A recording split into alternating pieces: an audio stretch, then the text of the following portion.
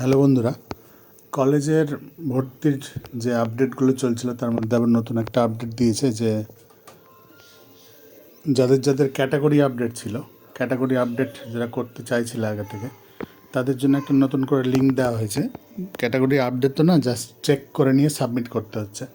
তো সেটা আগস্ট মাসের 1 তারিখ পর্যন্ত চলবে, মানে সামনে 1 তারিখ পর্যন্ত রাত্রি 12টার মধ্যে কমপ্লিট করতে হবে।